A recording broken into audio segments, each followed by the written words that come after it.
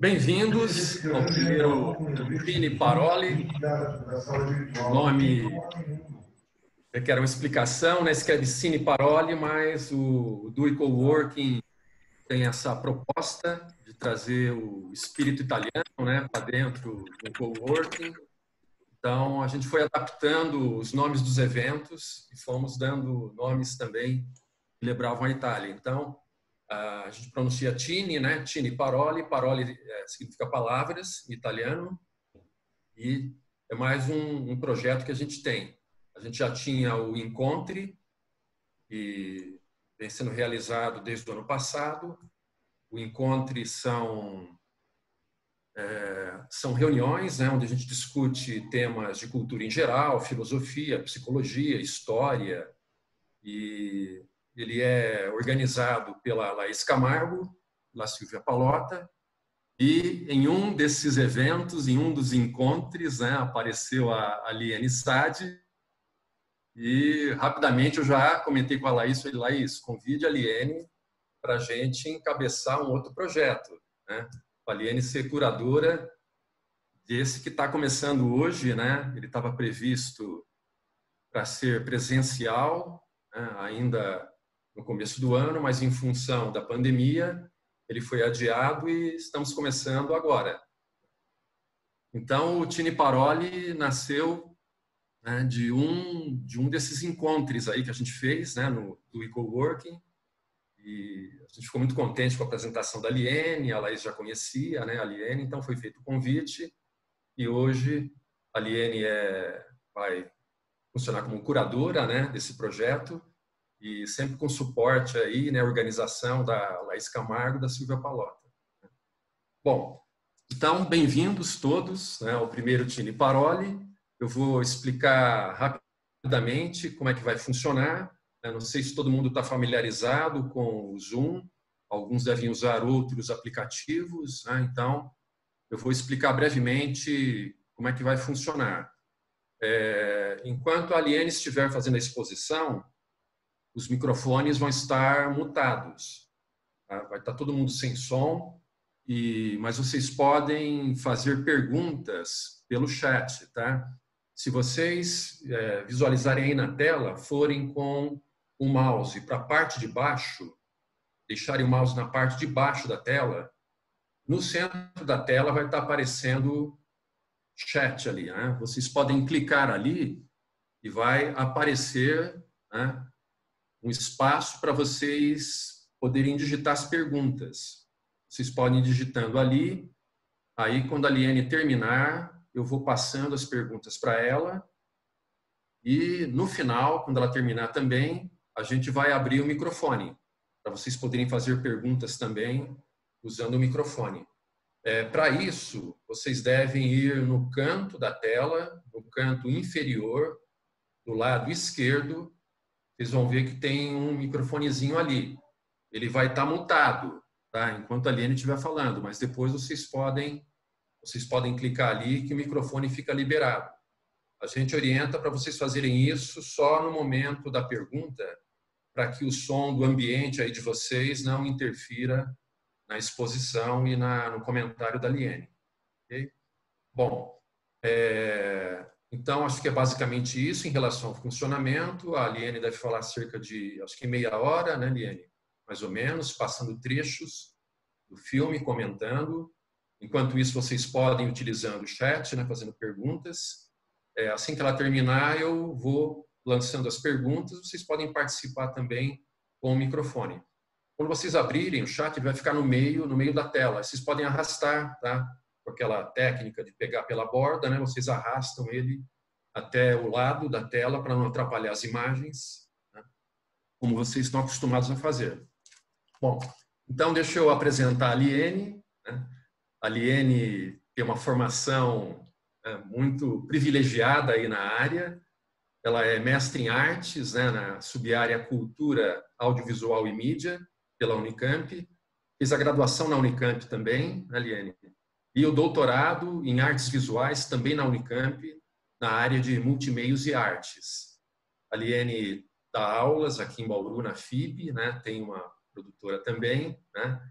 e ela vai estar à frente desse projeto, Cine Paroli, sugerindo os filmes, né? Isso a gente vai debatendo junto com a Laís e a Silvia, e a Liene está inaugurando o projeto, e mais para frente a gente vai convidando vocês. Quando vocês se inscreveram, vocês deixaram um e-mail ali, um contato, e sempre que a gente tiver um evento do eCoworking, a gente vai avisando vocês, tanto do Cine Paroli como do Encontre, e a gente vai retomar também na forma online. Já fizemos alguns eventos do eCoworking Online, 2 eventos do Papo Liberal, né, semanas anteriores, que já ocorreram online. A gente vai começar a acelerar, porque como não tem previsão, né, de uma volta tão rápida, né, a gente não quer perder tempo e vamos fazendo, enquanto isso, virtualmente. Ok, então vou passar aí a palavra para a Liene para a gente iniciar. Tá? Bem-vinda, Liene, tá? A palavra é com você. Obrigado. Obrigada, Carlão. Boa noite a todos. Obrigada, Carlão, pela introdução do projeto. É muito bom estar aqui virtualmente. Espero que vocês estejam todos bem, se cuidando aí na medida do possível. Tem carinhas que eu já conheço aqui, turma do audiovisual, colegas de área, colegas de outras áreas. Quem eu não conheço ainda, nem virtualmente, nem pessoalmente, muito prazer. Eu sou a Liene. E antes de começar, eu só queria até aproveitar essa introdução que o Carlão fez para comentar a Laís e a Silvia podem até comentar mais no final a ideia do projeto, de onde surgiu a ideia do Cine Paroli, mas até fazer um adendo que, além de perguntas, eu imagino que talvez a maior parte ou todos vocês tenham visto o filme, né? Que a nossa proposta aqui é debater filmes que tiveram uma grande repercussão, seja de crítica, de imprensa, de circulação entre a população, enfim. Que vocês comentem também, compartilhem sua experiência em relação ao filme, que eu acho que a obra de arte tem esse grande poder de nos unir em leituras de mundo diferentes. Com certeza, as coisas que eu escolhi aqui hoje para comentar, algumas podem ser que venham de encontro ao que vocês identificaram ou não no filme, e outras que vocês viram e trouxeram nas leituras de mundo de vocês podem se somar a isso. Então, a proposta do Cine Paroli é que a gente converse sobre filmes também, né? Então, vou para como o Carlão comentou, eu vou falar um tempo, vou tentar ser sucinta, vocês vão me pontuando aí com o horário também, que eu perco um pouco a noção. Quem é meu aluno ou já foi que está online aqui sabe disso. Mas eu preparei com bastante carinho essa fala, porque eu acho que é um filme que tocou muito todos nós, né? Ele é um filme, não foi escolhido à toa para ser o primeiro do Cine Paroli. A gente quis começar com um tipo de obra que tivesse essa junção entre aspectos de produção, e eu vou começar falando um pouco disso dentro do filme, e também aspectos narrativos, estéticos, elementos cinematográficos. Então, só para a gente ter uma guia para conversar, eu vou tentar ao máximo não fazer uma coisa muito expositiva assim, de aula, um bate-papo. Eu só trouxe algumas imagens e alguns frames do filme que acho que pode ajudar a gente a ir entrando nesse clima de novo do Parasita, já que a gente não vai assistir o filme aqui, né? E conversar de alguns desses aspectos, alguns dos elementos aqui entre os possíveis que a gente pode traçar sobre o filme, tá? Então, primeira coisa, quando eu comentei com vocês, né, por que o Parasita?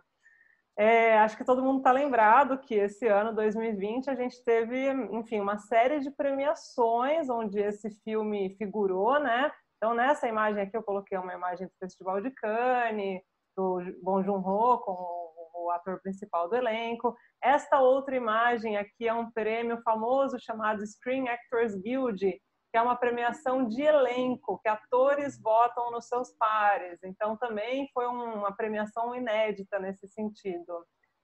E o Oscar, onde o Parasita levou 4 Oscars, incluindo o Oscar de melhor filme, e ficou conhecido como esse filme, o primeiro filme de língua não inglesa a levar um Oscar de melhor filme. Então, eu trouxe essa imagem que eu acho ela extremamente simbólica do cinema, do audiovisual. Eu não sei se tem o costume de assistir premiações, queria até ouvir de vocês depois no bate-papo. Eu acho que as premiações, elas têm um simbolismo muito grande, porque pouca gente sabe o que um filme caminhou quais foram as etapas dele até esse momento, né? Onde ele, claro, tem uma eleição, tem os pares que votam, pessoas da academia que vão dar esse voto, mas o que é que significa este grupo envolvido na produção do Parasita estar presente num palco no Oscar de 2020?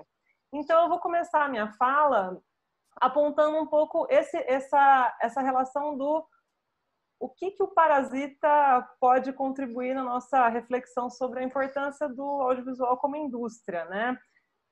Para quem não sabe, eu não sei se vocês são familiarizados com outras obras do cinema asiático ou mesmo do cinema sul-coreano, mas o cinema coreano ele vem ganhando muita força nos últimos anos, em especial de 2, 3 décadas para cá. E o fato da gente ter um filme como Parasita premiado no Oscar é reflexo de um empenho conjunto de um país inteiro por décadas mesmo, de investimento financeiro, de investimento de políticas públicas, de investimento em escolas de cinema. O Bong Joon-ho, a primeira formação dele não é em cinema, é em sociologia, o que é muito interessante para a gente poder discutir o filme também, porque ele claramente traz essa bagagem da sociologia para as reflexões que ele faz dentro da narrativa do filme, mas depois, nos anos 80, ele fez uma outra formação na Academia Nacional de Filmes da Coreia do Sul. Essa escola de cinema, ela vem formando desde então uma geração grande de cineastas, né, que ficaram famosos também, e o Bong Joon-ho é um desses exemplos, né, um reflexo quando a gente tem um investimento grande em escolas cinematográficas, em cadeia de produção, então em salas de cinema também. A Coreia vem investindo nisso há bastante tempo, porque qual que é a proposta deles com essa ideia de por que se investe em cinema num país como a Coreia, né? A Coreia ficou até os anos... A Coreia do Sul, né? A Coreia do Sul passou até o final dos anos 80, 87, por uma ditadura militar, e no seu processo de redemocratização, para eles, enfim, um dos movimentos que foi feito para se retomar a economia do país foi se investir no que a gente chama de economia criativa, de indústria criativa. Nisso entra um movimento de música, por exemplo.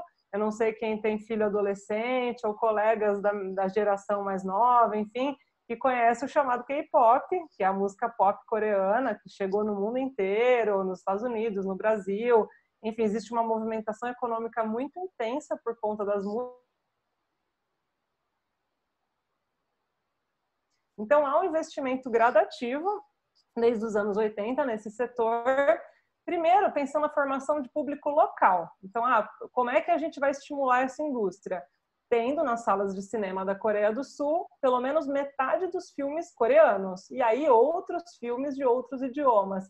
Isso tem um motivo para ter acontecido. A leitura, enfim, dos ministérios, isso é independente de uma única gestão, mas de gestões sucessivas na Coreia do Sul, houve um entendimento, especialmente depois dos anos 90, num caso que ficou muito conhecido como o caso do Jurassic Park, ou como aconteceu ano passado no Brasil com o filme dos Vingadores. O Jurassic Park estreou em 94 na Coreia do Sul e ele ficou com 90, 95% das salas de cinema por bastante tempo, e isso gerou uma movimentação de bilheteria equivalente ao que seria o da indústria automobilística da Coreia inteira naquele ano.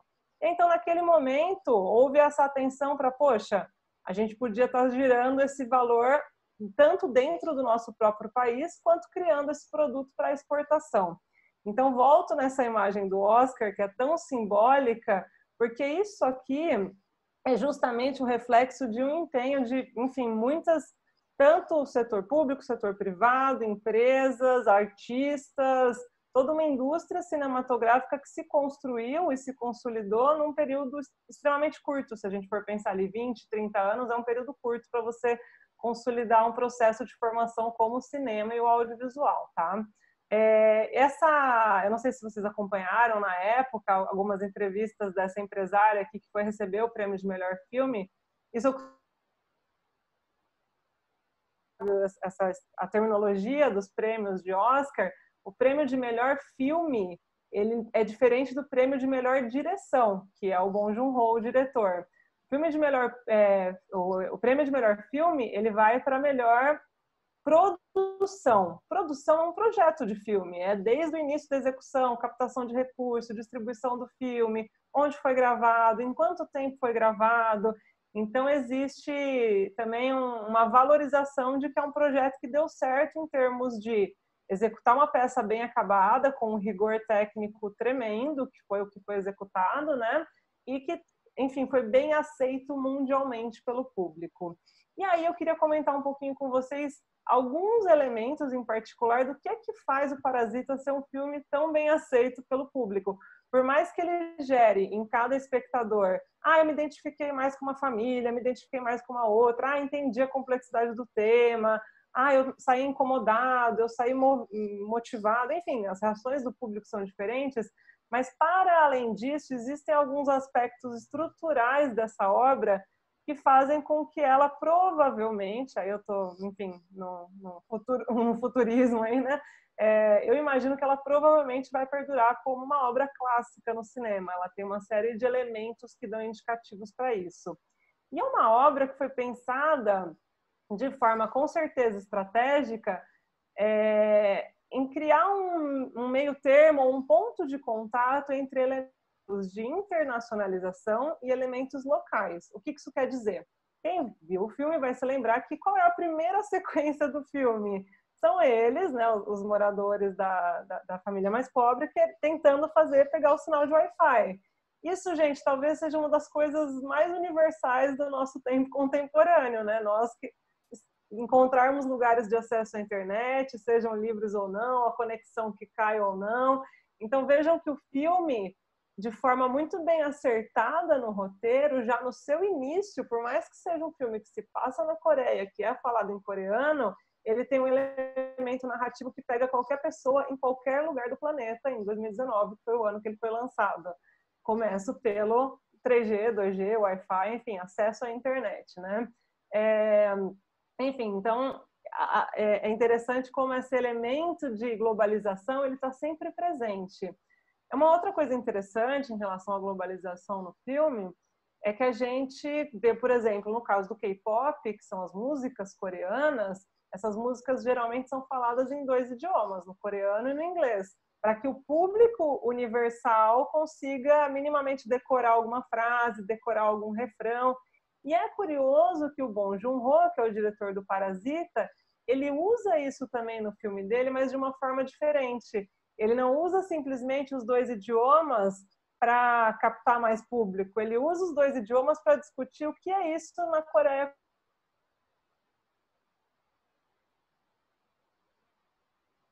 contemporânea. Na casa da discussão aí também sobre a presença desses idiomas na vida do coreano, né? Tem uma outra coisa interessante de mencionar sobre o Bong Joon-ho, ele já dirigiu 11 longas no total, 7 longas no total, alguns de produção estrangeira, norte-americana, com atores internacionais, e outros filmes locais coreanos, né? No caso do Parasita, a escolha desse filme enfim, ele foi um filme com equipe técnica, com elenco majoritariamente sul-coreano. Então, há também esse trajeto interessante do diretor de ter transitado por outros espaços, desde a formação dele na Coreia, depois ele, enfim, sempre foi uma figura muito ativa em eventos, em festivais, em circuitos de crítica. É uma pessoa bem relacionada no sentido de transitar em muitos espaços do cinema, né? E nesse filme ele acaba trazendo essa bagagem de volta também, que ele absorveu tanto da formação inicial quanto dos filmes em outros países realizados, o Okja, que é parceria com Netflix, enfim, dentro do Parasita. Tem uma coisa interessante sobre o universo do Parasita, em que ele é um filme que a gente pode considerar que ele é multigênero. Então, isso lembra até um pouco o caso do Bacurau, né, no Brasil. O Bacurau, quando foi lançado, ele foi lançado com várias tarjinhas, assim, ficção científica, terror, drama, enfim, vários gêneros diferentes para nomear um único filme.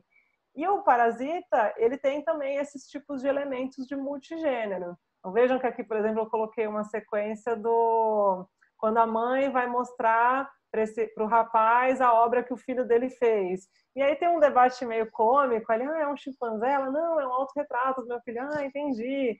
Então, há pequenos... Não, a gente não pode dizer por isso que é um filme de comédia, ele não é, mas ele é um filme que ele é permeado pelo cômico de forma muito sutil o filme inteiro.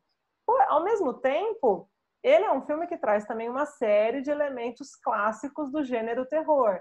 Então, quando a governanta, que já foi demitida, volta para casa e a gente fica sabendo pela primeira vez no filme o que tem no subsolo, a gente se depara com a mulher nesse tipo de posição, que é uma posição quase clássica do gênero de terror, né? Pessoas de ponta cabeça, pessoas penduradas, uma luminosidade específica, uma fotografia específica.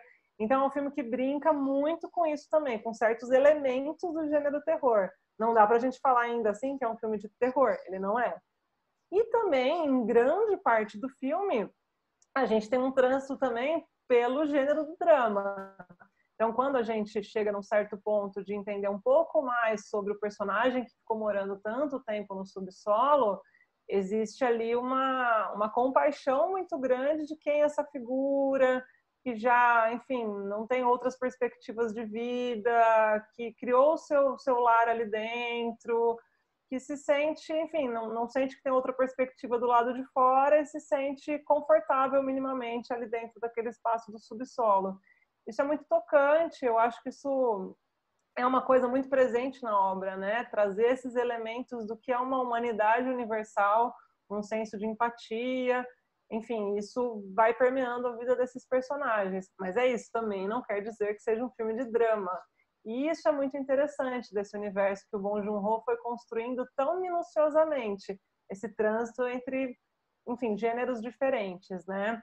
Eu comentei que a gente tem esses aspectos universais, né, como o Wi-Fi no tempo. Existe uma outra coisa muito interessante nesse universo do Parasita e do cinema coreano em geral, que é a possibilidade de a gente trazer elementos locais. Então, eu tirei alguns frames dessa sequência, por exemplo, que é 1 quilo ali na Coreia, né, onde eles estão comendo. Eu não sei se vocês enxergam aqui embaixo que tem tipo uns Yakults. É uma coisa super sutil e super singela, mas o filme está repleto disso.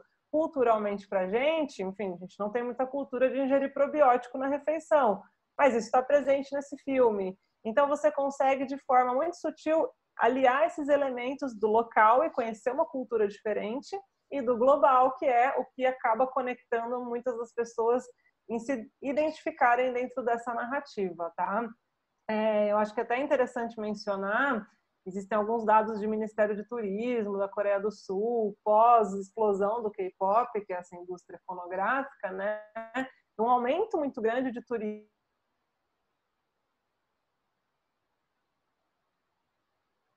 A gente, além de desconstruir estereótipos, né, em relação a como as pessoas vivem, o que elas comem, etc., também a gente instiga outras pessoas de outros lugares a quererem conhecer isso no mundo pré-pandemia, né, infelizmente. Alguns elementos que eu queria comentar também sobre o filme, que eu acho que fazem muita parte desse cuidado do Bong Joon-ho, eu poderia até pensar assim, que essa obra é quase uma regência perfeita de uma orquestra.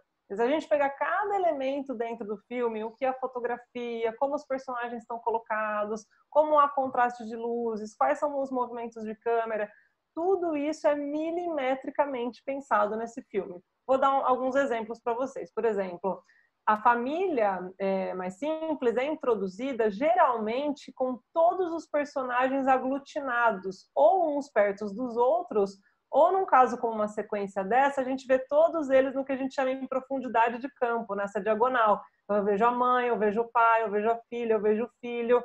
Geralmente, quando eles são mostrados, costumam estar no mesmo quadro. É difícil ver eles fragmentados ou separados. Isso fala sobre uma dinâmica dessa família, que precisa sobreviver conjuntamente. Enfim, aí tem a discussão sobre os fins e os meios ali do que eles fazem para sobreviverem, né? Mas, assim, de forma geral, é a tentativa de sobrevivência deles dentro do universo que lhes é dado, né? Então, geralmente, eles são apresentados conjuntamente. Diferente do caso que eu vou mostrar depois, mais para frente, da família outra família juntos no mesmo quadro. É uma coisa que parece ao acaso, mas ela não é. Ela é pensada, enfim, fotograficamente e narrativamente também. Uma coisa interessante também nessa obra, né, é a gente pensar o que são esses momentos de virada desse personagem. Então, a gente tem um fator que desencadeia todo o restante, né? Então, você tem uma família com muita dificuldade de sobreviver, de conseguir um emprego, e você tem enfim, uma oportunidade, uma situação que é desencadeada por esse amigo, né, que era o tutor de inglês, de classes de inglês, e que convida o jovem para passar a ser o tutor dessa moça, né?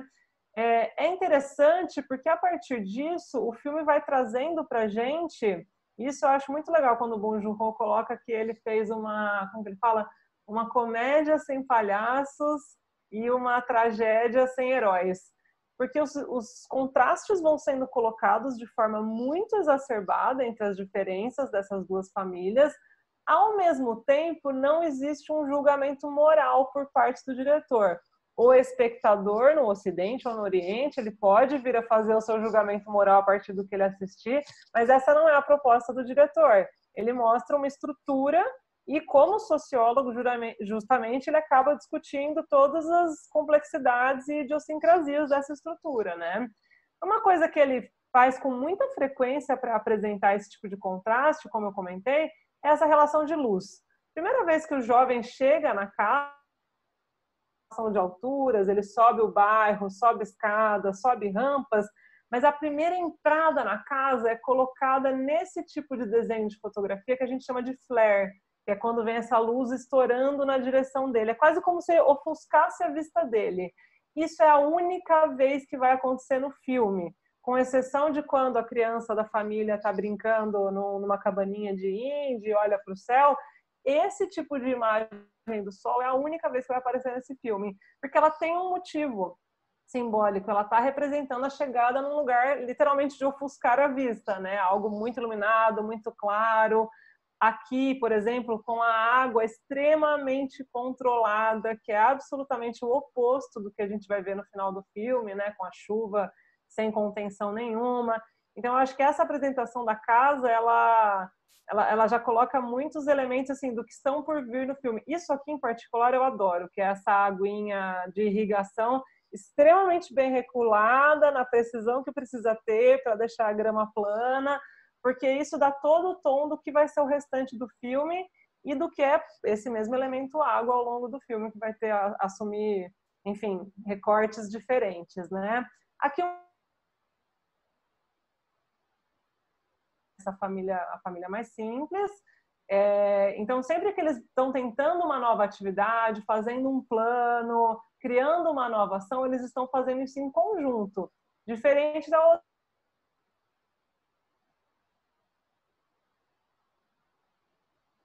outra família, que na verdade ele não tem nenhuma inspiração artística, que ele fica fingindo que tem rompantes de criatividade. Ela se sente à vontade para desabafar com o tutor dela, mas a gente não chega a ver durante o filme, tirando no aniversário do menino, mas a gente não vê essa irmã junto com o irmão. Então, eles também estão sendo apresentados de forma fragmentada dentro dessa casa tão grande, né? Esse é um dos elementos. Aqui, mais um exemplo do que eu falei para vocês, né? Essa aglutinação da família. E aqui, em particular, no momento em que eles estão ensaiando aquela sequência da tuberculose, da suposta tuberculose da governanta, né? Então, tem esse empenho coletivo de família ali muito presente, né? Outra coisa interessante nesse filme é essa construção, porque uma coisa interessante de mencionar sobre Parasita, eu vi muitas críticas falando que o filme se trata de mostrar os pontos de vista das duas famílias. Eu faço uma outra leitura, tem a ver, sim, com mostrar o ponto de vista das duas famílias, mas eu acho que, de forma geral, a gente está geralmente assumindo o ponto de vista desta família. Você vê, claro, as relações da outra família, mais ricas, que, enfim, não há nada monstruoso nas ações deles, mas eles, enfim, estão completamente alheios à realidade da outra família, eventualmente fazem descasos, mas, enfim, não são traçados como vilões em nenhum momento, mas ainda assim são figuras distantes. A narrativa de Parasita não é sobre a sobrevivência deles, Eu faço uma leitura mais que a narrativa diz de como eles estão alheios a toda esta realidade desta família, tá? Como que isso pode ser apresentado para a gente ao longo do filme? Eu tirei um frame aqui da primeira vez que a gente vê o Nathan Park, né, que é o pai da família, mas da família Park.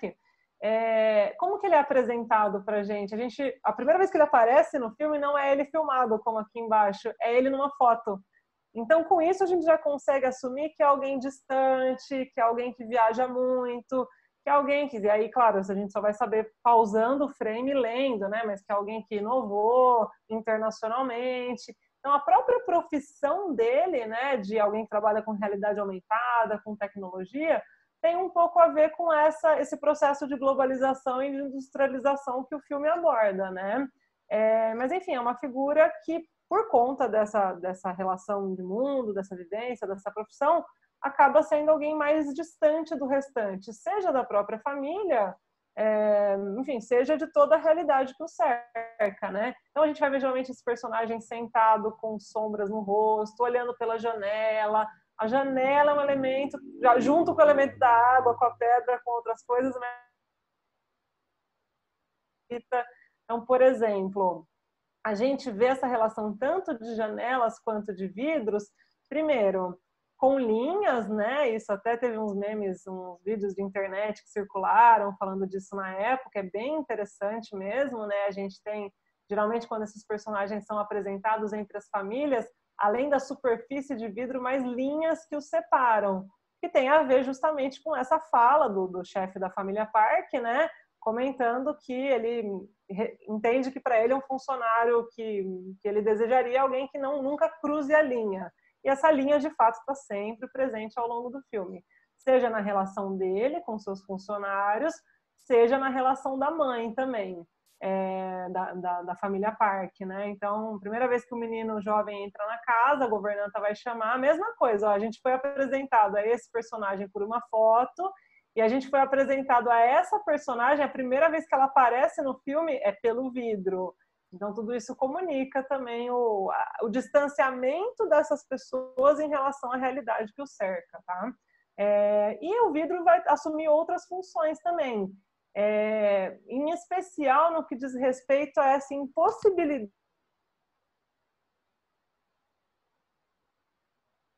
de algo que não é real para eles, que é inacessível. Isso vai acontecer quando eles dormem na casa dos Park, né? A família, depois que todos já estão trabalhando para os Park. A gente vê o jovem lendo um livro na grama através do vidro. Aqui, mais para o final do filme, quando ele está com a namorada, antes da festa, ele não se sente parte daquela festa. A gente vê isso através do vidro. E no final, quando ele faz aquele sonho, aquela fantasia,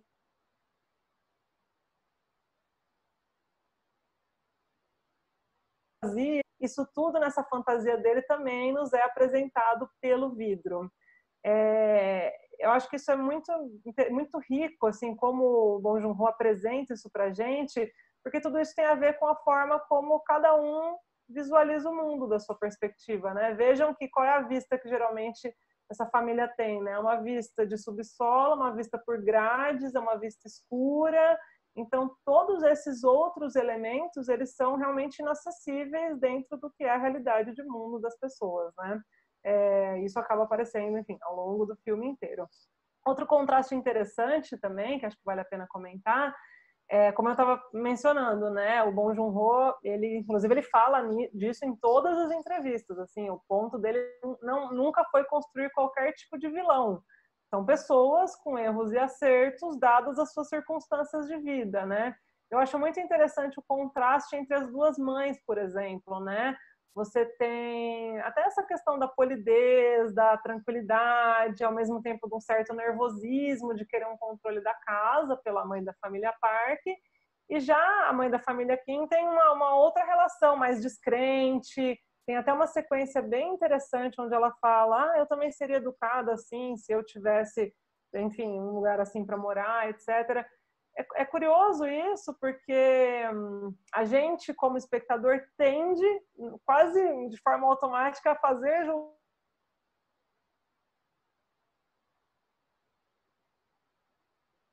julgamento, justamente trazendo à luz o que constrói o universo de cada uma dessas pessoas e o que dá essas nuances de reações diante do mundo, né?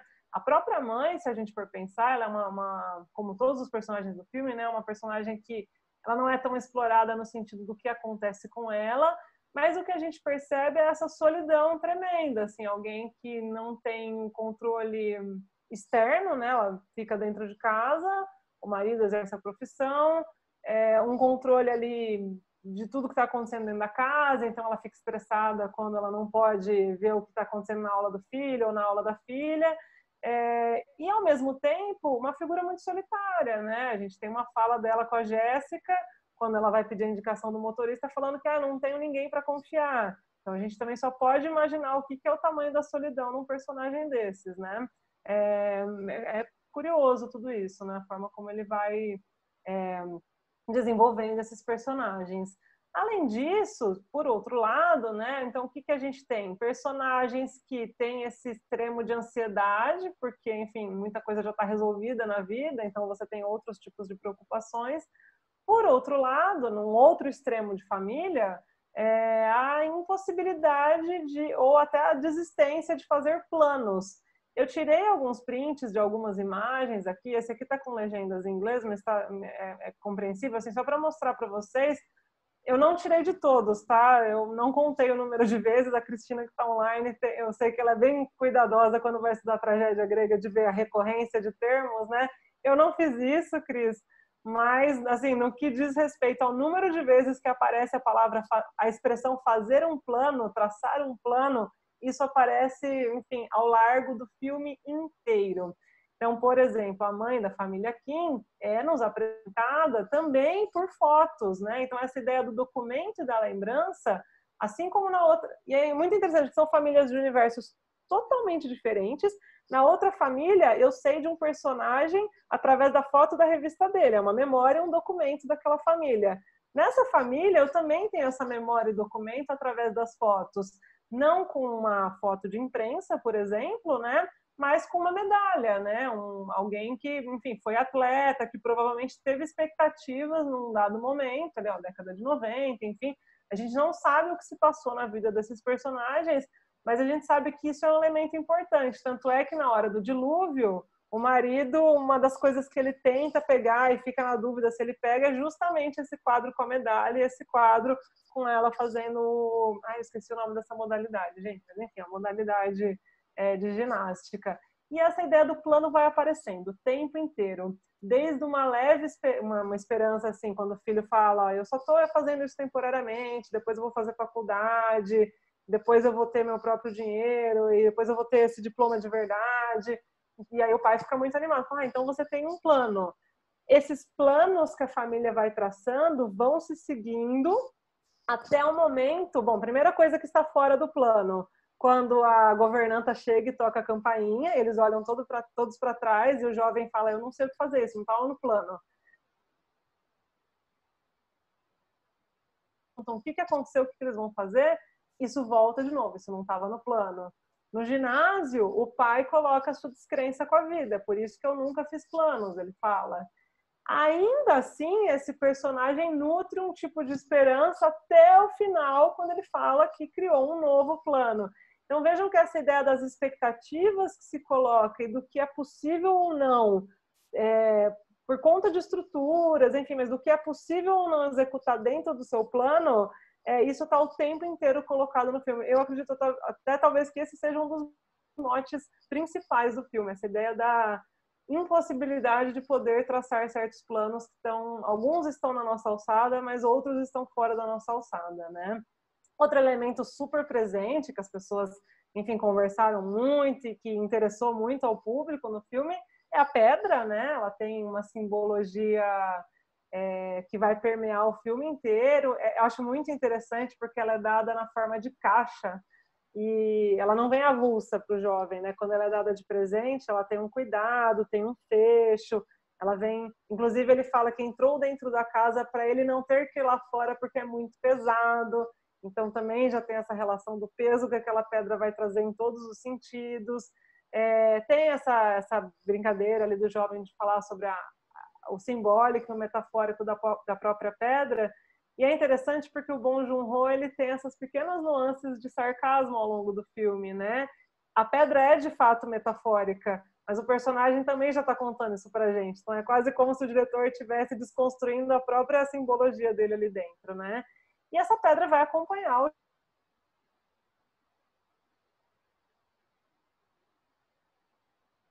peso, aquilo se arrasta. No final, ele mesmo é acertado pelo homem do subsolo com a pedra na cabeça, ele tem a concussão por conta disso. E no plano final, essa pedra aparece aí sim, metaforicamente, sendo colocada na água, né? Também deixando essa água correr pela pedra. Então, enfim, aí queria ouvir de vocês também as leituras dessa pedra, que acho que foram várias ao longo do filme, né? Outra coisa nessa discussão, né, sobre a questão da moralidade dentro do filme e das ações e das consequências de cada um desses personagens, isso não é exclusivo do Parasita. A gente tem até artigos na área de cinematografia, enfim, desse novo cinema coreano ser esse lugar onde o bem e o mal não são colocados no mesmo entendimento que a gente tem no Ocidente. Eu acho muito curioso que eu gosto muito, já comentei isso, quem me conhece, né? Já comentei que eu gosto muito de filmes blockbuster, de filmes de heróis, acho todos muito interessantes, mas é minimamente curioso que um dos filmes de maior bilheteria no Ocidente se chame Os Vingadores, né? Os Avengers. E a ideia de vingança, a ideia de bem e de mal no cinema coreano, ela assume uma frente totalmente diferente do que a gente vai ver no cinema ocidental. Por isso é muito complicado você torcer ou não por os personagens, né? Então a gente vê aqui o caso da Jéssica, né? Nesse momento a família está tendo um debate sobre, eles estão ali comendo, né, bebendo, usufruindo das coisas da casa, dos parques que estavam fora, e o pai pergunta: nossa, e o motorista que trabalhava para eles antes de mim, será que ele está bem? Será que ele conseguiu um emprego? Essa preocupação, né, nítida e visível. E o filho fala: acredito que sim, espero que sim. E aí a Jéssica interrompe eles e fala: não para de se preocupar com as outras pessoas, a gente que precisa de ajuda, a gente precisa sobreviver. Vejam que aí já é um limiar do, enfim, que vai para o egoísmo, que é a sobrevivência própria, mas o filme não dá essa resposta fechada para a gente. Devo julgá-la, não devo? Enfim, são personagens, como eu disse, com erros e acertos, né? Ainda assim, essa fala dela é uma fala curiosa dentro do filme, porque é justamente o momento no filme onde as coisas parecem, aspas, resolvidas, eles estão vivendo ali dentro, ela anuncia que eles não devem se preocupar com outras pessoas lá fora, além deles mesmos, e é nesse momento que toca a campainha. E aí a gente vai ver pela tela a governanta, e aí sim algo fora do plano que vai desencadear na série de outros eventos, e eles descobrirem que é um subsolo, né? Outros elementos bem clássicos que o Bong Joon-ho usa no filme por exemplo, o posicionamento de câmeras para denotar certas relações de poder. Isso é algo que a gente tem em todo o cinema americano, europeu, enfim, isso é corrente na linguagem cinematográfica, mas acho interessante que o Bong Joon-ho usa isso ao extremo. Por exemplo, aqui quando a gente tem o primeiro encontro que a mãe da família Kim descobre, né, sobre o subsolo, descobre que tem uma pessoa lá embaixo morando, que ela vai denunciá-los, a gente vê a governanta ajoelhada numa posição que a gente chama de plongée, que é uma diagonal de cima para baixo, que traz essa relação de que essa pessoa é inferior à outra, tá numa situação menor que a outra. Isso é muito inclinado, a gente está vendo quase ela inteira de cima. E o contrário é a mesma coisa, a gente está vendo ela, isso é o outro enquadramento que a gente chama de contra-plongée, vendo de baixo para cima, aquilo muito exacerbado, realmente colocando ela numa relação de superioridade naquele momento. Não é o único momento no filme que isso vai acontecer, mas é um dos momentos possíveis, né? Outros elementos, então falei um pouco da fotografia, dos elementos simbólicos, posicionamentos de câmeras. Tem um outro elemento muito presente nesse filme, que é a trilha sonora. É curioso a gente pensar que a trilha, o trilhista do Parasita, eu não lembro o nome dele de cabeça agora, mas ele é jovem, ele tem menos de 40 anos, compõe trilhas desde os 15 anos de idade, é um coreano também.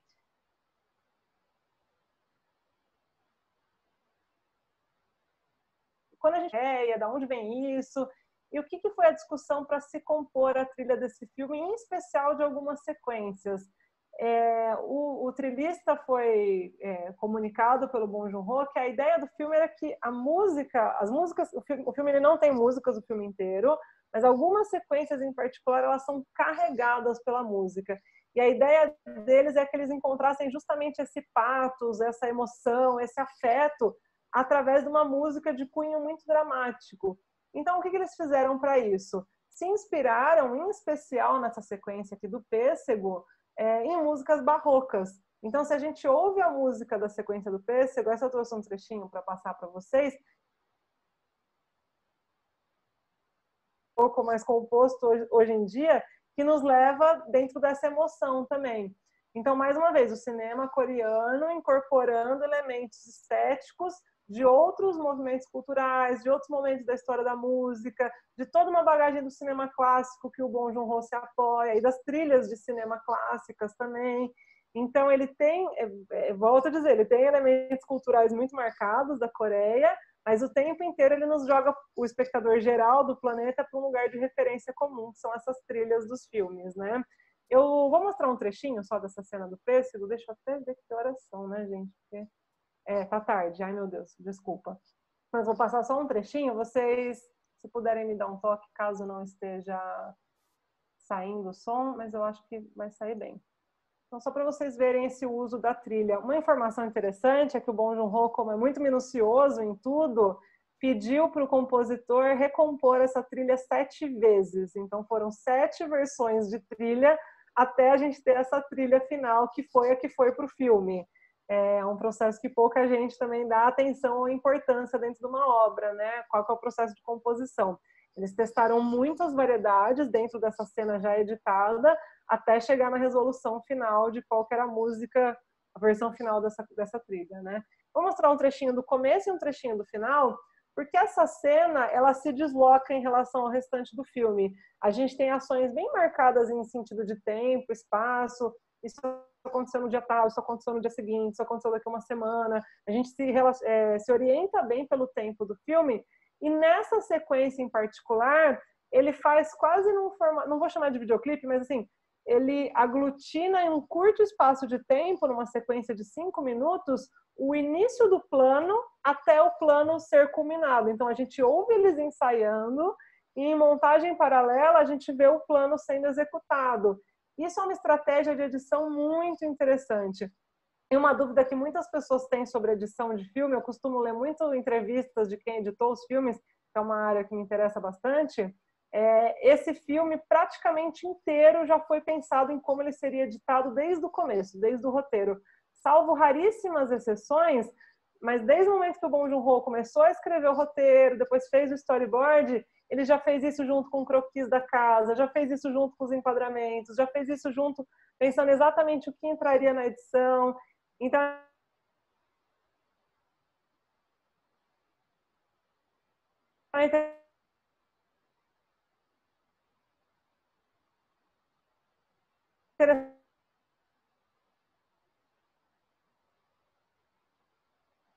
são montagens do começo, tá? Eu vou soltar um trechinho só dele, o começo e o final dessa sequência do Pêssego, tá? Só para vocês observarem essa relação de intercalar uma narração da gente, até a gente entender que essa narração é parte do plano, até o final, como a música ajuda a culminar nessa ideia grandiloquente, né? Meio barroca mesmo.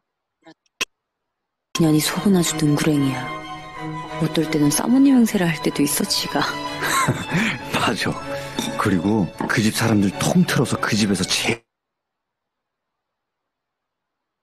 누구야? 그 건축가 남궁현자 선생. 그 집 가정부를 하다가 그걸 계속 이어서 다인의 가정부까지 하고 있는 거지. 남궁현자 선생이 이사 가면서 그 아줌마를 소개시켜준 거야. 박 사장 부부한테. 이 집 관리 정말 잘하는 아줌마니까 계속 쓰시죠, 그러면서. 집주인은 바뀌었는데 가정부는 안 바뀐 케이스구만. 좋은 일자리 꽉 움켜주고 안 놓는 거야. 그런 여자를 도려내려면 우리도 뭔가 준비를 해야겠다. 그치. 계획이 있어야 돼. 복숭아 먹고 싶다. 난 복숭아 제일 좋아하는데. 깎아달라고 하지 왜. 우리 집은 복숭아는 못 먹어요. 금지과일.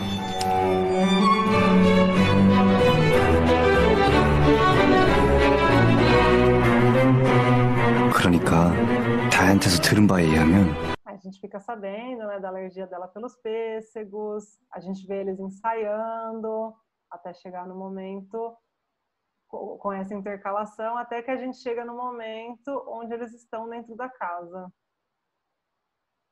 E vejam que tudo tem uma rima interessante, por exemplo, nessa parte, quando a gente está quase no ápice ali da mãe, ela já se convenceu com aquela história, ela está tomada de pavor pela possibilidade da governanta ter tuberculose, ele menciona a criança, a gente corta para a criança. Então, o tempo inteiro ele está, o diretor está regendo a gente entre esses lugares da casa e em outros espaços. 결핵 환자가 부엌에서 설거지하고 음식도 만들고 침도 튀기고.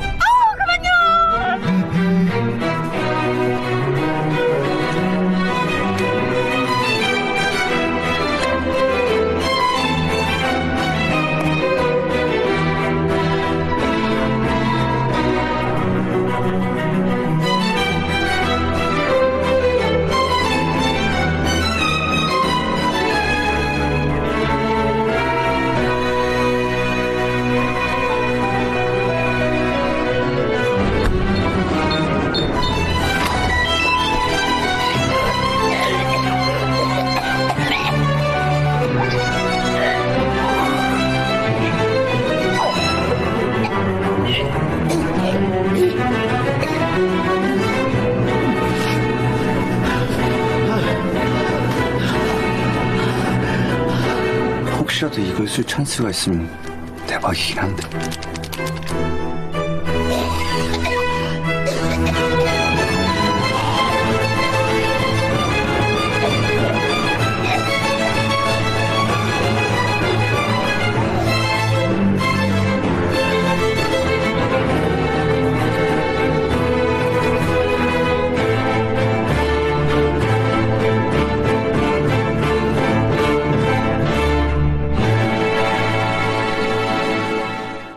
생긴 건 둥글. Muito intenso e um elemento que entra junto com a música é o slow motion, né? A gente tem, isso não é muito usado ao longo do filme, só em alguns pontos específicos o slow motion ele é valorizado. Esse é um desses momentos em que a gente vê isso acontecendo muito em câmera lenta. Tem um outro momento quando as duas famílias, a família do subsolo e a família Kim tá brigando, eles tentam pegar um celular, né, para não disparar a mensagem para a família Park que está voltando. Isso também é feito em câmera lenta. Então é interessante porque o diretor ele não usa recursos por usar, ele usa nos momentos pontuais que precisam ser usados para valorizar aquela parte da história. Um último trechinho só que eu vou mostrar, porque eu já vou liberar para o bate-papo, também nessa relação de como nos trazer mais emotivamente para essa história com o recurso e os elementos cinematográficos, da mesma forma como o slow é usado e a música é usada nessa sequência do pêssego, na sequência da chuva isso é feito de uma outra forma, né? Essa sequência é interessante, pelo que eu vi das entrevistas do editor do filme, ela é a única sequência do filme inteiro que mudou um pouquinho na hora de ser editada em relação ao que o roteiro previa. Por quê? Quem se lembrar do filme vai lembrar que a gente vê, depois do momento que eles descem várias escadas e a cidade inteira e a chuva vai levando, a gente começa a ver as duas famílias intercaladas, a que está no dilúvio e a família que está no subsolo, o sofrimento dessas duas famílias em lugares diferentes, né? Essa intercalação entre as duas famílias não estava prevista. E quando eles começaram a editar, o editor sentiu que naquele momento faria sentido ligar essas duas famílias na hora da montagem. Vou mostrar isso de forma prática para vocês, para ficar mais visualizável.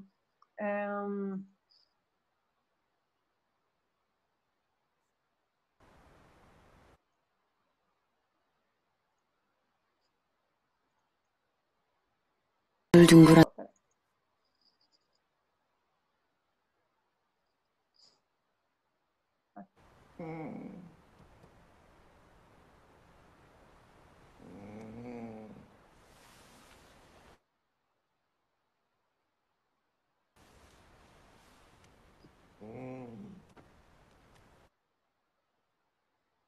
Então, bom, aqui.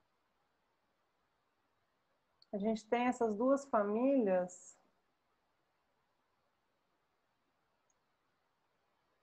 왜 그냥 있어요. 여기 똥물에 똥물. 창문이 열려 있었나?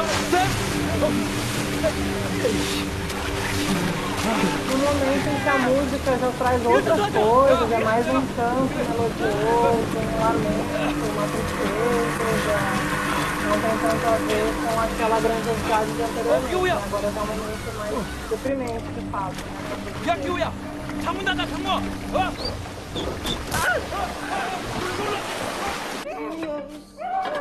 E é isso que eu queria comentar, né? Nesse momento, como a gente já está no momento da história que a gente está envolvido com a história de todo mundo, né? E que não faz sentido eu intercalar isso aqui com essa família e a outra família também. Tanto é que num dado momento da edição eles começaram a perceber rimas entre o que acontecia numa casa e o que acontecia na outra. Por exemplo, aqui o que eu comentei da medalha, né? Essa privada aqui, esse momento aqui em particular é um momento que ele não estava previsto originalmente no roteiro e acabou sendo uma coincidência na hora de editar que a gente tem uma imagem de uma pessoa vomitando e a gente tem uma outra imagem da privada na outra casa levantando, saindo do esgoto. Aí o diretor topou, achou que fazia sentido criar esse tipo de união, né? Eu tenho algo entrando num vaso sanitário, eu tenho algo saindo no outro. Então, é legal, especialmente para quem não é da área, também saber que tem eventualmente tem esses pequenos acasos, né, que vão dando essa riqueza para o filme. Mas, de forma geral, é uma sequência que já traz um outro peso, onde a trilha é colocada de outra forma. Além dessa, enfim, essa história do lugar onde essa família é apresentada no começo, tentando encontrar o sinal de Wi-Fi, mas agora no ápice da degradação, e, enfim, lidando com isso da forma como é possível ali naquele momento. É uma cena muito... Acho que é um filme muito humano, de forma geral, né? É uma cena muito tocante essa. Por mais que seja, enfim, forte, com imagens fortes, mais violentas, mas ele tem um senso de humanidade muito grande. E uma última coisa dessa sequência em particular, eu comentei com vocês que eles vão descendo a cidade inteira, né? E uma coisa da água também, como no começo ali com a aguinha sendo colocada pelos irrigadores do jardim, aqui o diretor vai fazer isso de novo. A gente vê com a câmera descendo do personagem de um dos personagens correndo até esse ralo, né? Essa que permite essa vazão da água. Então, o que isso simboliza? A gente sabe que essa água desse bairro vai ser levada para algum lugar de forma segura e canalizada, né? E aí ele mostra isso para baixo de propósito para a gente. A gente está vendo essa água entrando. A gente vê a família descer, escada. Eles param no meio, anunciam que não tem nenhum plano. Quando eles descem uma última vez, isso é colocado através desse emaranhado de fios. E esse é um outro contraste no filme. A limpeza de um outro bairro, com outros tamanhos de casa, com outra estrutura de eletricidade, de água, de esgoto, etc., em contraste com este tipo de bairro, onde o fio e esse tipo de visão mais poluída é o que, enfim, caracteriza visualmente o ambiente. Né? Então, isso é apresentado para a gente aqui. E a diferença em relação àquela primeira descida é que agora, quando o jovem para na escada, ele olha para baixo, a gente vê a água correndo, mas agora a gente não tem ela sendo canalizada para nenhum lugar. E aí ele para nisso no roteiro por um motivo específico que é esse, indicar isso para o espectador. Porque essa água agora ela não vai magicamente para um outro lugar, ela parou ali. A gente sabe que ali é o último fim dela, digamos assim, né? Onde ela vai se acumular e ela não vai ter mais vazão, tá? Só para fechar, então, gente, desculpa que eu passei bastante o horário, né? Enfim, eu fiz outros frames, a gente pode mostrar 1 milhão de exemplos mais, mas acho que de forma geral essa ideia do contraste ela está muito presente nessa obra. O Bong Joon-ho ele comenta nas entrevistas dele que ele não viveu nenhum dos dois extremos em vida. Ele, enfim, é de uma família de... Vocês estão me ouvindo? Sim, né? De uma família classe média, então ele não viveu nenhum desses dois extremos de família, mas ele sempre conviveu com esses extremos. Então, a tentativa dele é de tentar sensibilizar minimamente o que são esses... Assim, quais são as injustiças que estão colocadas dentro do sistema, ao mesmo tempo como é complicado você vilanizar um lado ou outro. Enfim, ele faz isso com uma narrativa muito potente. Uma das falas, inclusive, do filme, sobre uma busca por emprego, o pai comenta com o filho logo no começo: ai, que bom que você conseguiu esse emprego de tutor de inglês, porque atualmente eu vi esses dias no jornal que 500 estudantes formados em graduação se aplicaram para uma vaga de guarda noturno. Isso é um fato real que o Bong Joon-ho leu num jornal e foi um dos fatores desencadeantes para ter escrito o roteiro desse filme, né? Então, fazendo uma última reflexão, eu falei ali no começo sobre produção, sobre a Coreia ter internacionalizado as suas obras, esse ser um projeto que solidifica o investimento ali de décadas em cinema nacional deles, da importância disso para a economia. Interessante é que o Parasita, ele leva a Coreia do Sul para o público estrangeiro, mas ele não pinta uma Coreia do Sul mágica e idílica, um pouco distinto, por exemplo, do universo do K-pop, das músicas. Ele traz para o público geral todas as contradições do próprio país dele. É muito interessante que é um filme que teve essa visibilidade, que dialoga com problemas que a maior parte dos países vivem, né, numa estrutura de desigualdades, enfim, mas ele faz isso dentro do próprio sistema, né, que é a indústria cinematográfica. Ele usa a própria indústria para poder discutir essas contradições e, enfim, essas complexidades dentro do sistema, tá? Tinha a questão do cheiro também, que acho que é um elemento, enfim, muito tocante dentro do filme, né?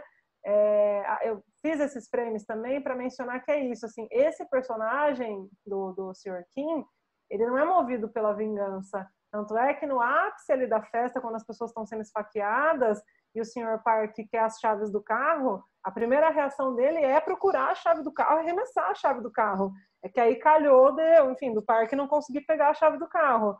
Mas num segundo momento, quando ele vê ele revirando o corpo do outro rapaz e fazendo um sinal ali meio de nojo, aí é o limite do que ele consegue aguentar, e de ele se sentir humilhado, enfim. Então vem uma reação instantânea de, enfim, um reflexo depois de muita humilhação sofrida ao longo da vida, né?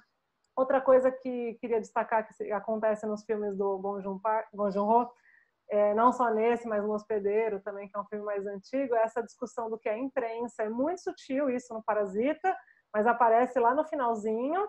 Então a gente vê como espectador todos os ocorridos, mas a última informação que a gente tem sobre essa família é via uma notícia. E isso é algo que está presente no Hospedeiro também, né? Como a notícia nos chega de uma forma recortada, ou muitas vezes, não que ela não seja verdade, mas muitas vezes ela vem recortada dentro do que se sabe da realidade daquele próprio assunto, né? Então, acho interessante como isso é um elemento que aparece nos filmes.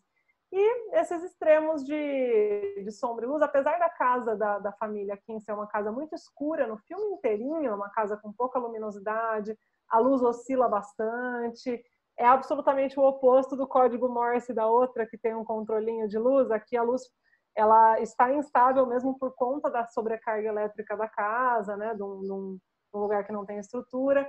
Mas ainda assim o filme começa pra gente, segundo plano do filme, a gente tem uma faixa de luz aqui na mão desse personagem, e a única vez que isso vai acontecer dentro dessa casa, a gente vê vejam que é um tipo de imagem, não é bem alegre, né, mas é diferente do restante do clima do filme, você não sabe muito bem o que vai vir a seguir.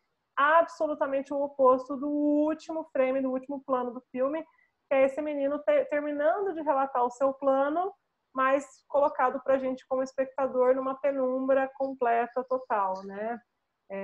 Enfim, muito, muito tocante essa abordagem dele, né? Da tentativa desses personagens de poderem terem tido outras escolhas dentro do que aconteceu, mas isso foi inviabilizado por conta das circunstâncias de como cada um colheu as consequências das decisões tomadas em cada momento, né? Gente, desculpem, eu tomei bastante tempo de vocês, falei bastante, mas era para trazer um pouco esse gancho produção versus narrativa. Espero ter colaborado com a leitura que vocês tiveram do filme. Vamos ver aí o que vocês têm de comentários, perguntas. Ok, Eliane, muito obrigado, né? muito bacana, né? Acompanhar suas observações, né? Como que a pessoa que entende profundamente aí de cinema, né? Que enxerga esses aspectos todos, né? Liane, deixa eu começar aí para esquentando, né? Como é que o filme terminou mesmo? Eu não lembro exatamente o finalzinho. Você pegou agora no final, ele tem um plano para resgatar o pai, né? Que seria comprar a casa. As cenas finais, como é que são mesmo?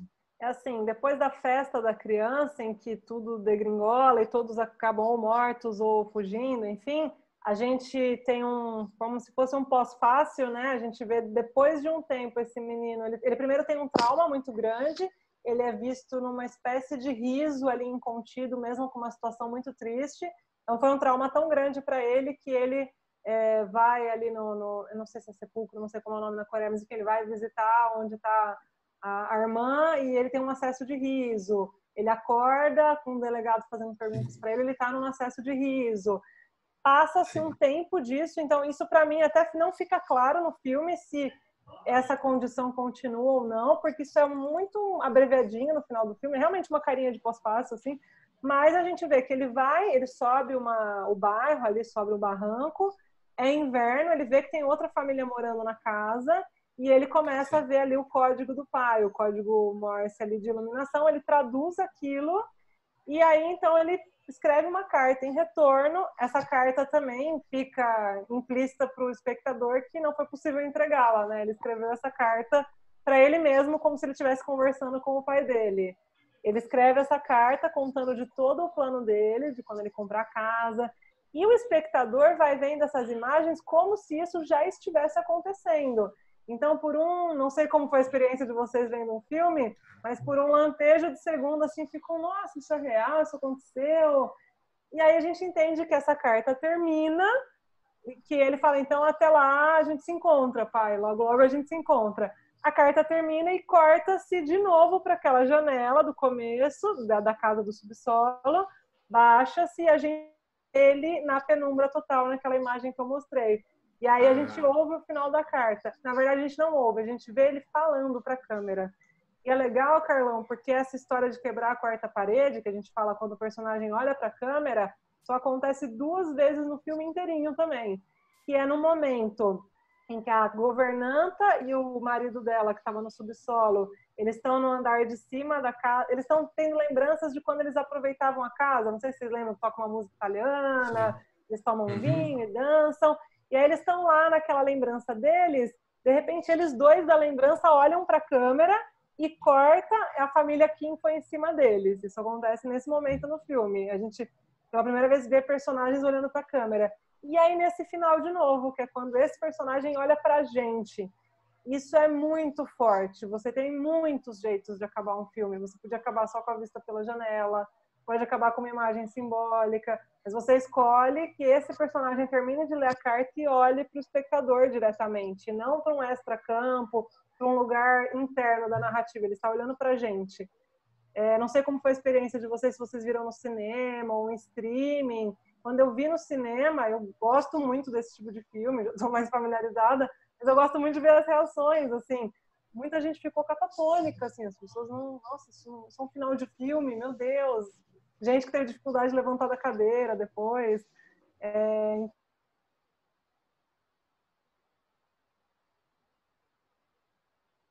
Então, americano que a gente está mais acostumado, né?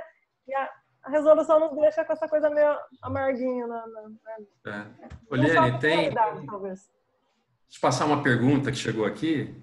A Clarice está perguntando como é que você explicaria um final tão dramático e impactante agradar tantas pessoas? Ai, perfeito, que ótima pergunta. Eu acho que isso tem a ver com a construção do filme inteiro, sabe? Foi a Clarice que perguntou, né? Uhum. Então, Clarice, eu tenho essa sensação. Eu acho que, como eles são personagens... Eu esqueci de usar um termo na fala que é super importante. Nenhum desses personagens tem uma abordagem maniqueísta. Ele é um filme muito humano no sentido do que são as circunstâncias. E eu acho que quando isso possibilita ser traduzido em arte, porque, por exemplo, eu conversei com algumas pessoas que assistiram o filme que não estão muito acostumadas nem com o cinema europeu, nem com o cinema coreano, e me falaram assim, nossa, eu fiquei tão impactada, eu nunca tinha pensado nesse assunto dessa forma. Então talvez, sei lá, uma notícia de jornal não trouxesse aquele impacto, mesmo um documentário com falas de alguém que vive aquela situação não trouxesse aquele impacto. Mas como isso se traduziu de forma tão emotiva ao longo do filme inteiro, a gente se sensibilizou com cada um deles, a gente viveu os dramas de cada um deles, a gente entendeu as limitações de cada um deles. Aconteceram coisas muito absurdas ao longo do filme, absurdo no sentido narrativo mesmo. Então você vê aquela cena com a pedra mesmo sendo colocada na cabeça do menino, que isso é mostrado para o espectador, não é cortado. A gente vê o cara do subsolo arremessando a pedra. Então, essas imagens que remetem um pouco ao terror, ao horror, elas são tão fortes também para o espectador que eu tenho um pouco a sensação, não sei o que vocês sentiram assistindo, mas eu tenho um pouco a sensação que a gente passou por tantas emoções tão intensas ao longo do filme que o fato dele terminar triste, porém com o pé no chão na realidade, nos dá até um respiro depois disso. Nossa, eu tive que ver isso de forma tão extrema e tão abrupta para eu entender a realidade nua e crua no final. Acho que eu faria essa leitura. Por isso que não Gabriel, foi tão importante para as pessoas o final. Porque o Gabriel Mendes está comentando aqui que esse tipo de rocha na Coreia é tipo de um trevo de 4 folhas, tipo um pé de coelho dos orientais. Está ligado à sorte, né? E tem que ser, né? Tem que ser um presente que alguém dá, né? Tá lembrando aqui. Exatamente, Gabriel. Isso é até falado por ele quando ele dá a caixa, né? Porque a caixa era do avô dele e o avô do rapaz, do ex-tutor de inglês. E ele comenta até assim, meu avô tinha várias dessas pela casa. Então é uma coisa assim, fica indicado pra gente que pode ser uma referência cultural. E também o background dessa família. O menino ia para a faculdade, provou a pedra do amuleto, era uma coisa super recorrente, eles nunca tinham visto aquilo. Então, tem até uma coisa assim, do quanto certas coisas são distantes, né? Então, por exemplo, às vezes o que é óbvio para outra família, meu avô mandou essa pedra. Para outra família, tipo, gente, que pedra? Que nada a ver isso, eu tô precisando de comida, enfim. Então, é legal que eles usam essa referência do amuleto cultural para trazer também isso. E tinha uma outra coisa que eu tinha visto sobre essas pequenas referências, que é aquele prato que a mãe pede para cozinhar na volta, nos 8 minutos que eles estão voltando para casa no dia da chuva. Ela fala, a gente está chegando em 8 minutos, cozinha um random, acho que ficou a tradução em inglês. Aquele prato, na verdade, não existe. Porém, foi um prato que viralizou para os coreanos, porque teve um reality show lá uns anos atrás, e eu não me lembro se eram com pais que nunca tinham cozinhado, era uma coisa assim, alguém inventou essa receita ficou semi-famosinha na Coreia, mas não é uma receita original da Coreia, super tradicional, ela é uma receita que remete àquele reality show. E isso foi colocado dentro do filme, então comunica para o público da Coreia de uma outra forma que para a gente. Para a gente pode ser, nossa, que interessante, será que é um prato típico? Mas não, enfim, tem uma outra leitura para eles, né? Liane, o Marcelo Machado, ele está perguntando aqui se você faria um paralelo com Roma. Ai, Marcelo, que boa pergunta, eu gosto tanto de Roma. Olha, eu confesso que como eu assisti ele perto do Bacurau, e o Roma é do ano anterior, mas vamos fazer essa leitura agora juntos. Porque eu acho que são filmes que transitam nessa história do multigênero, porém o Bacurau dá outras saídas que tem a ver também com a cultura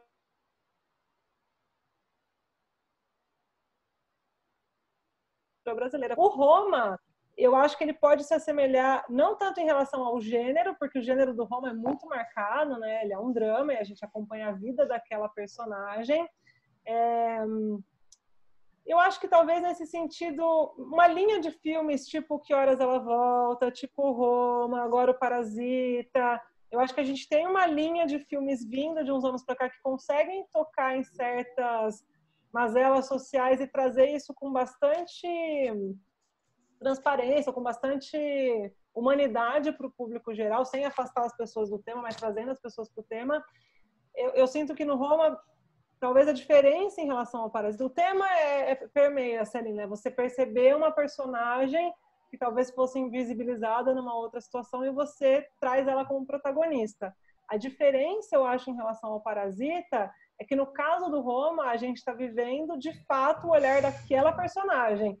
E os planos que o Cuarón usa no filme inteiro do Roma, a maior parte deles são praticamente no ponto de vista do que é, na altura, na visão dentro da casa, no que esta personagem está passando e na vivência dela. O Parasita, acredito que faça um pouco essa junção de o que essa família está vivendo, mas também o que é esse resto dessa estrutura? Por que essas outras pessoas não percebem essa desigualdade? Eu acho que talvez nesse ponto não dá nem para comparar se é melhor, pior, porque os dois filmes são incríveis, eu amo Roma. Mas são abordagens diferentes de como você vai apresentar grupos, estruturas e famílias. Uma coisa que eu acho que o Roma usa similar ao Parasita é essa ideia da direção ser muito marcada no que se quer contar. Então, por exemplo, eu falei do flare no Parasita, daquele contraluz do sol, né? O contraluz no Roma, com o sol esparramado, ele tem quase um ar de redenção ao longo do filme com aquela personagem, né? Então, toda vez que a gente vê aquela personagem contra a luz varrida, você está quase tentando salvá-la ali da própria história, dar um sentido para a existência dela com aquela luz varrendo. Então, acho que eles usam isso, enfim, de forma similar no uso do recurso cinematográfico, né? Mas acho muito legal que o Roma tenha caído para uma coisa afetiva também, de usar o preto e branco. Tem uma outra... Mas bem observado, assim, tem essa similaridade. Assim. Jenny, tem um pedido aí de uma outra relação com outro filme, né? Que é uma pergunta aí do João Papaneto, né? O Expresso do Amanhã, especialmente quanto à abordagem de questões sociais. Né? Então, que semelhanças que você veria entre o Parasita e o Expresso do Amanhã? Gente, eu vou fazer uma confissão aqui, eu não assisti o Expresso do Amanhã. A gente não dá conta de ver todos os filmes. Eu infelizmente não vi. Se você até quiser abrir o microfone e me contar do Expresso da Manhã, porque eu sei que ele foi muito bem recebido também, o Expresso da Manhã. Quem que fez a pergunta? Foi o João Papaneto. Conta do Tá me ouvindo? Estou com a mão levantada aqui. Pode falar, João. Tá me ouvindo? Do Expresso. Não, o Expresso também é um filme do Bong Joon-ho, né? É um filme que teve, né, uma repercussão comercial. É um filme, como você falou inicialmente, uma fase da carreira dele em Hollywood, né? Que usou atores americanos, né? É que eu assisti faz um tempo, eu não me lembro exatamente, mas é um filme que tem mais uma pegada mais de ficção científica, né? E, resumindo, né, ele trata de um mundo apocalíptico, né, após uma hecatombe, em que o que restou da população mundial está viajando num trem, e que dentro desse trem, cada vagão simboliza uma classe social, né? E que no decorrer do filme surge esse conflito entre as classes, de cada um. O vagão dos ricos tem mais luxo, ele é um vagão com uma estrutura muito melhor, dos pobres que querem também migrar de um vagão para chegar no vagão dos ricos, como parece lembrar um pouco do Parasita, da família que quer invadir, né? Na verdade, eu entendi agora, eu assisti o Expresso da Manhã, mas é que na sua explanação, acho que essa formação de sociologia do Bong Joon-ho explica muito isso, viu? Ele costuma abordar muito.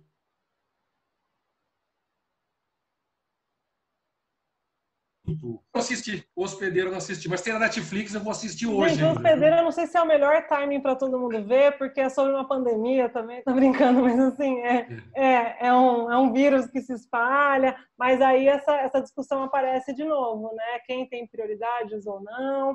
E é curioso, porque eu comentei ali da indústria da Coreia valorizando a sua cultura, mas o próprio Bong Joon-ho, a Milk Lee, que é aquela empresária que produz de entretenimento, eles e muitos artistas, eu tinha uma lista lá, 10 mil artistas, até 2017, eles estavam numa lista de persona não grata da Coreia, porque houve ali um período, 2003, 2017, que se entendeu, na gestão que estava naquele momento, que se entendeu que aqueles filmes falavam contra o país. Olha que curioso, né? Então, houve ali um gap de produção. Esses produtores todos ficaram ali de castigo, né? E isso acaba coincidindo com o tempo dele nos Estados Unidos, também produzindo outras obras. E aí, agora, quando ele volta, já é um outro momento. Então, tudo bem ele tocar nesses aspectos que dizem respeito ao país e tudo bem o país apoiar essa discussão. Tanto é que, depois do Parasita, houve até algumas notícias de que o governo da Coreia ficou um pouco mais ciente, porque essa situação do semi-basement, né, esse meio subsolo que tem lá, é uma coisa que atinge uma parcela pequena da população, mas considerável. Então, assim, existe uma parcela de pessoas morando nessas condições. E aí houve um entendimento de que, poxa, vamos ver o que está acontecendo com essas pessoas. O filme causou essa repercussão e uma pressão em cima disso, de, então a gente não vai negar essa realidade, a gente vai trabalhar a partir dessa realidade, do que foi exposto, né? Então, acho que sim, é o tema que permeia a obra dele, olhar as relações e as estruturas, né? Ele fala muito disso nas entrevistas dele, que é um olhar estrutural para uma situação. Não dando saídas unívocas, mas olhar a estrutura. Lieres, rapidamente, só já que você falou um pouco da história, né, do crescimento do cinema coreano, né? Só para sair um pouco do Parasita, né, mas se manter no cinema coreano, acho que até o Parasita, a grande referência, pelo menos comercial, do cinema coreano, sul-coreano, acho que foi o Old Boy, né? Até então, né? Que esse foi o primeiro, talvez nos últimos 10, 15 anos, foi o que deu repercussão mesmo. Depois, até então, não se olhou tanto para o cinema coreano, que voltou com o Parasita, né? Mas o Old Boy, que teve um remake americano, né? Eu acho que é com o Josh Brolin. O Old Boy coreano, que para mim é melhor que o americano, até então era grande referência, assim, de repercussão internacional, né? Sim. Que é muito bom também. É uma história essa, sim, é uma história de vingança, né? Exatamente. Aproveitando essa conversa de vocês aí, Eliane, tá perguntando aqui a Dalva Garcia dos Reis, agradecendo, dizendo a excelente exposição, e quais outros filmes do cinema sul-coreano você recomendaria? Já que vocês estão falando aí, né, da produção sul-coreana, o que mais você recomendaria, Eliane? Então, até nisso que ele comentou do filme do Old Boy, né? O Old Boy foi um desses filmes que a Mickey Lee, que é essa empresária, ficava debaixo do braço, indo nos eventos dos Estados Unidos, entregando para as pessoas. Porque não é só uma repercussão, o filme foi bem aceito na crítica e nos festivais. Porque isso o cinema coreano vem construindo aí nessas décadas. Então, você tem ali recorrentemente filmes coreanos que chegam em festivais, que recebem prêmios, mas com esse aceite de público, de distribuição, isso nem o Old Boy teve na época, né? Ele não passou em muitas salas de circuito comercial, passou em poucas, em São Paulo, etc. Mas foi um filme que ficou muito reconhecido depois, então acho que o primeiro seria o Old Boy. E toda essa trilogia da vingança do diretor do Old Boy, e aí inclui o Mr. Vingança, o Old Boy e o Lady Vingança. Eu só não sei o nome do... Eu tenho bastante dificuldade, gente, com nomes em coreano, vocês me perdoem. Park Chan-wook, que é o diretor do Old Boy e de toda essa trilogia da vingança.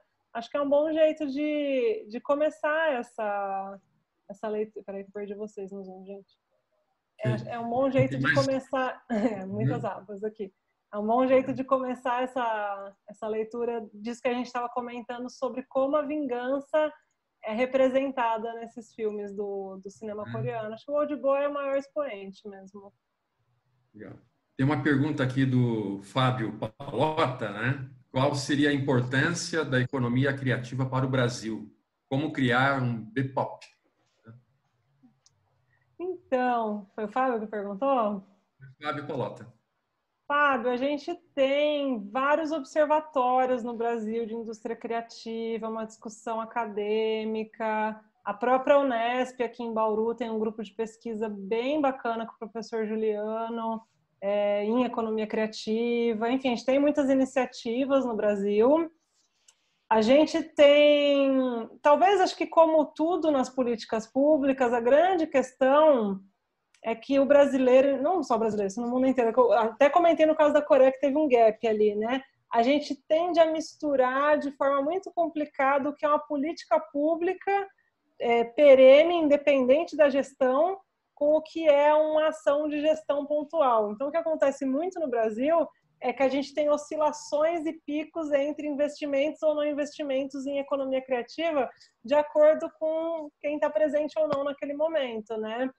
A própria Ancine, esse relato do Jurassic Park que eu trouxe para vocês, esses dados, a primeira vez que eu encontrei eles foi num relatório da Ancine, que é a agência reguladora de cinema no Brasil, porque em 2016 eles fizeram um estudo gigantesco de como implementar isso no Brasil.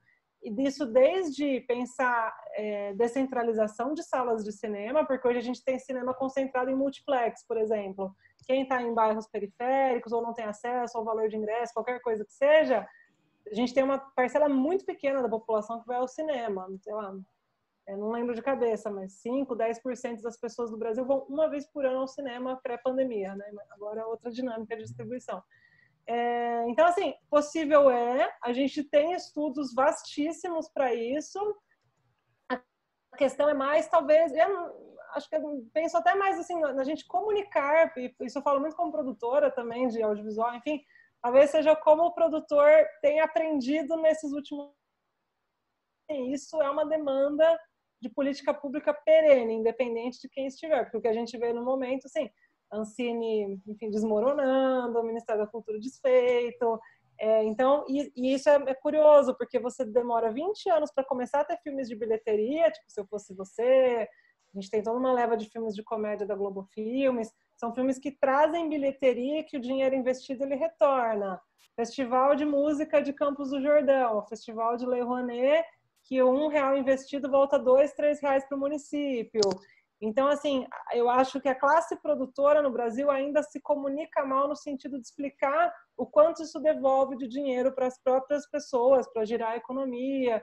Então, estamos nesse aprendizado. E, claro, assim, além da classe, a gente fica refém de idas e vindas políticas, né? Não sei se eu tirei sua dúvida.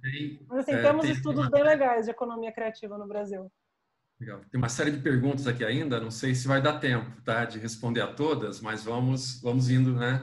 O Douglas Diniz, ele faz uma pergunta relacionada aí com indústria cultural, cultura asiática. Ele pergunta assim: a cultura asiática traz uma leitura muito diferente sobre esses assuntos, como vingança, classes, horror. Você acha que essa obra e esse investimento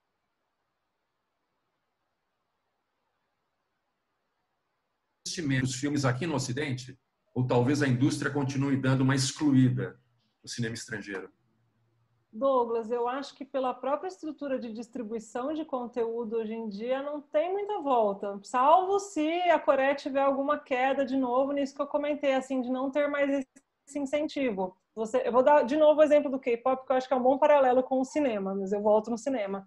K-pop, toda vez que vai ter uma turnê de uma banda, sei lá, o BTS vai vir para os Estados Unidos fazer 50 shows.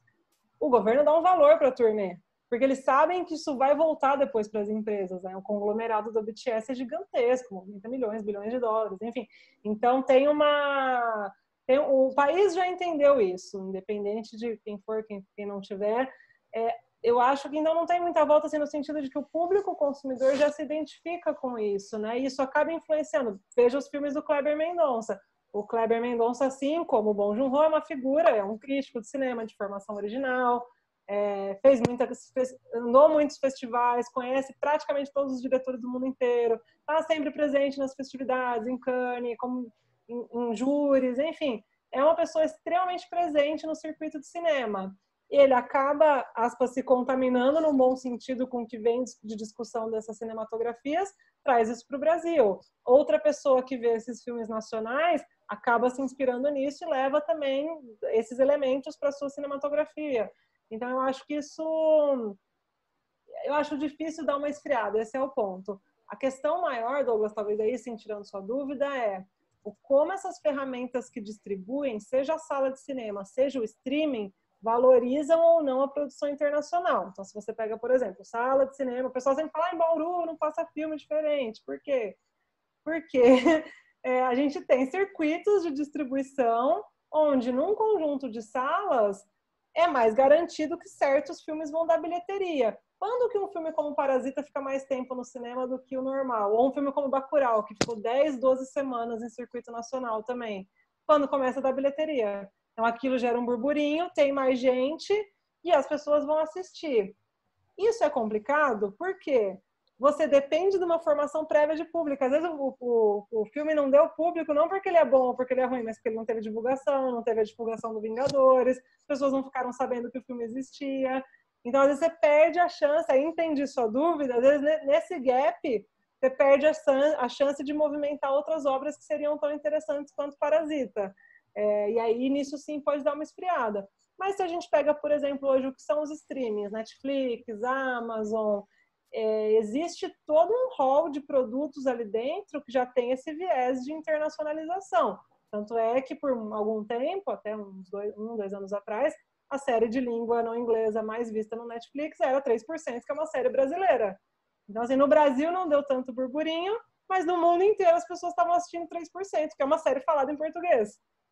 Então, eu acho que assim, o formato de indústria cultural hoje em dia não tem muito mais como refrear, mas ainda assim ele depende de quem está transmitindo aquilo, do que está sendo escolhido para ser transmitido. Não sei se eu tirei sua dúvida também. Liane, tem uma pergunta aqui da Ana Cristina Ferreira, tá? Não sei se vai conseguir responder, né? É sobre como o filme mexe com as pessoas, tá? Ela fala, o filme é rico em produção, fotografia, como a Liane disse, né? Como não sou da área, não percebi, apenas me enriqueci hoje, né? Porém, para mim, o filme não me trouxe nenhuma mensagem. Achei o filme horrível, como acostumado a sair do cinema mexida, né? Como explicar esse antagonismo de opiniões do filme? Que boa pergunta. Quem é a Ana, que eu não a conheço? Ana Cristina Ferreira. Oi, Ana. Olha, eu acho que assim, o subjetivo em relação à obra é algo, talvez, da profundeza do ser de cada um, né? Eu costumo muito falar em aula para os alunos assim, mais legal, e o Evandro que está aqui online sabe disso, que a gente já teve vários debates sobre o filme que um gosta, o outro não gosta, o que gosta, o que não gosta. Eu acho que a experiência cinematográfica, o mais legal dela é a gente parar para olhar no final do filme, eu gostei ou não gostei, isso é óbvio, é uma função de sentimento que a gente vai ter em relação a qualquer coisa, mas num segundo momento, parar assim, por que eu gostei ou por que eu não gostei? Porque às vezes a gente entra num apaixonamento profundo com a obra, também nem sabe por quê, a gente está projetando coisas nossas ali no filme, questões que nos tocam, ou a gente não se identificou com nada daquilo, ou aquilo gera um incômodo por motivos que são, aí eu não sei, gente, se tem alguém assim, aí já toca no âmbito do o que do subjetivo reverbera da obra na gente ou não, né?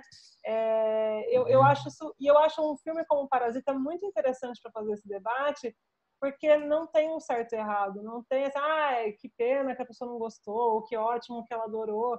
Ele é feito para isso, ele não está amaciando um público. Tipo, alguém falou do Roma, eu ia fazer um comparativo com o Titanic, por exemplo. Titanic é um filme super clássico, que tem essas discussões sociais no meio do filme também, mas que por conta da forma como ele foi apresentado aí sim para uma vastíssima quantidade de pessoas. Enfim, eu tinha 10, 11 anos de idade, quando passou o filme, fui ver 5 vezes, chorava todas, foi um filme que mexeu com muita gente. É um filme que consagrou o James Cameron, super clássico, e ele agradou ali um número enorme de pessoas. Um filme como Parasita, ele já traz outros elementos que eles são mais perturbadores. A Laís, por exemplo, sempre me fala que não gosta de ver filme de terror, né, Laís? Então, assim, eu acho que tem um pouco a ver também como a obra nos aproxima ou não, de que recursos foram usados ali. Não gosto, sei lá, pode ser, não gosto de ver sangue, não gosto de ver violência explícita, não gosto. Eu fui ver esses tempos no Netflix O Poço, que é um filme interessante, é um filme espanhol, mas é um filme que tem canibalismo. Então, assim, me interessou muito a discussão do filme, mas aquela cena em particular eu fiquei de olho fechado, porque foi muito para mim. Então... Liane... Não, eu acho que tem, assim, resumindo, não tem uma fórmula para te dar sobre isso. Acho que é mais a gente para e fala, puxa, o que desse filme eu não gostei? É a pergunta para a gente se fazer, ou eu gostei. A Cristina está dizendo aqui, excelente, né? Amor, né? Vai assistir de novo o filme, né? Dessa vez levando em conta, em consideração seus ótimos apontamentos. Agradece você, tá? Agradece o Do Equal Working.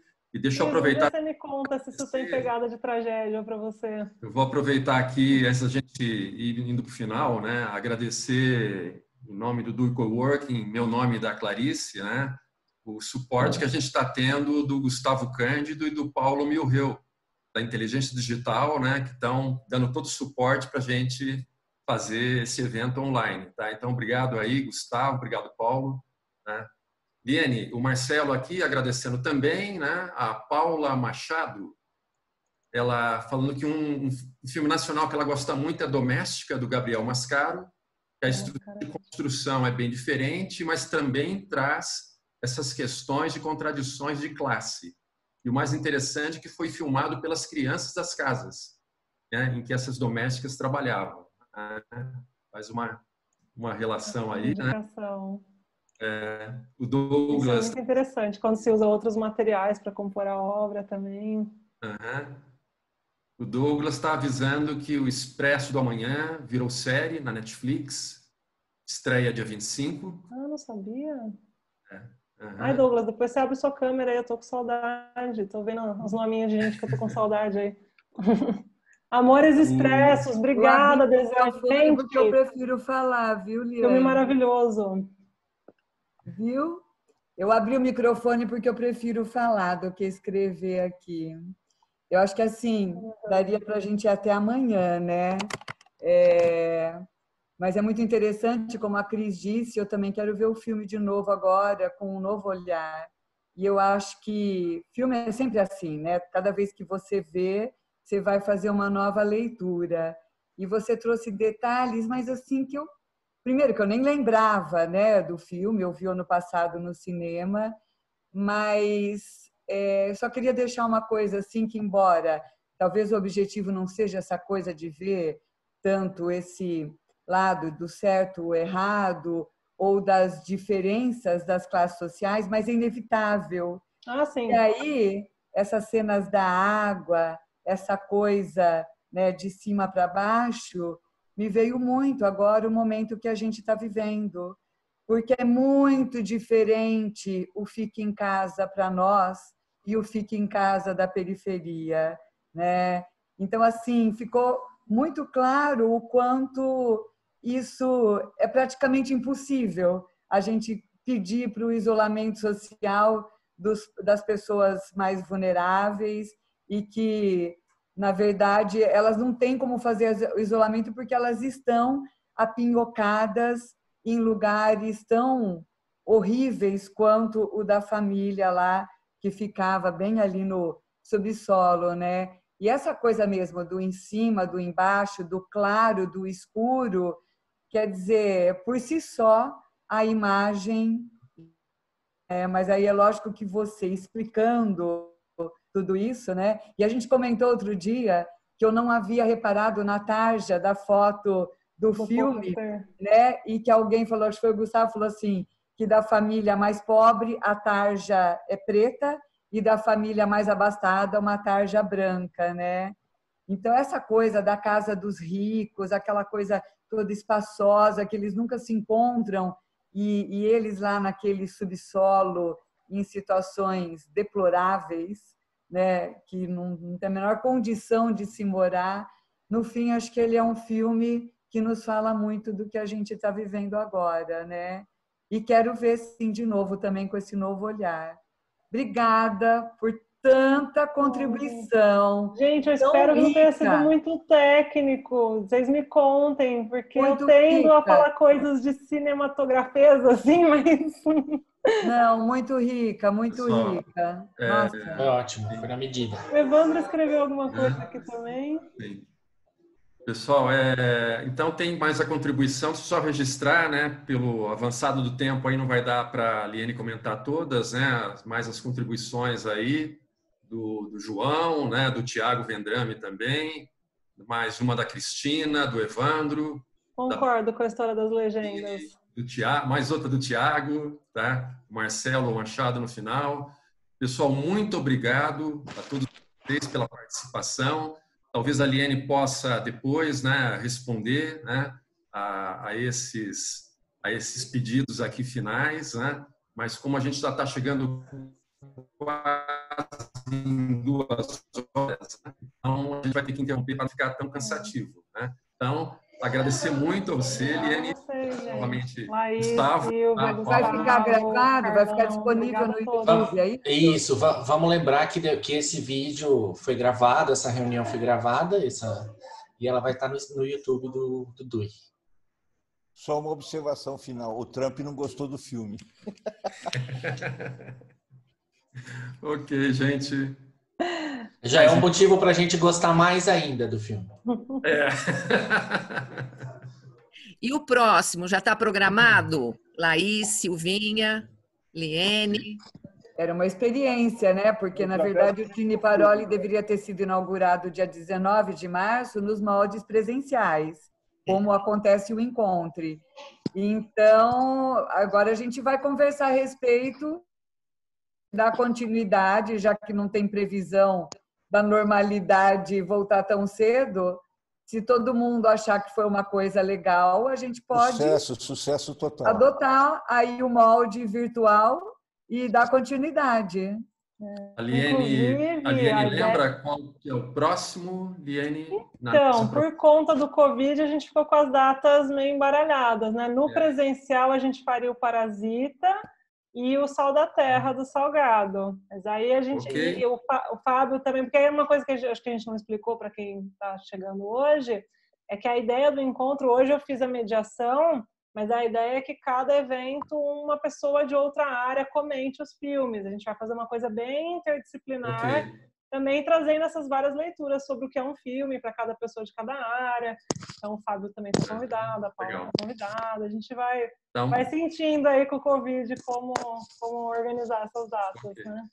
Então, aguardem aí que a gente vai divulgando para vocês por e-mail. Vocês podem acompanhar pelas redes sociais também do DUI. O nosso próximo Cine Paroli, né? Daqui quanto? Um mês, mais ou menos? Ou até menos? Talvez até menos, né? Vamos ver. A gente vai avisando vocês aí, ok? Liene, muito obrigado. Obrigada, gente. Foi um prazer. E agradecer. Foi ótimo. Saudade de muita gente aí. Prazer aqui no Pense hoje. Lindo. Ai, gente, eu vou deixar anotado meu e-mail aqui no chat. Se alguém quiser mandar alguma coisa, fiquem à vontade. Adoro trocar figurinhas de filmes, tá? Quer anotar aí? Já anotou. Deixei no chat aqui. Anotou? Já tá. Ok, pessoal. Gustavo, então, acho que podemos... Desligando. Câmbio desligo. Boa noite a todos. Boa noite a todos.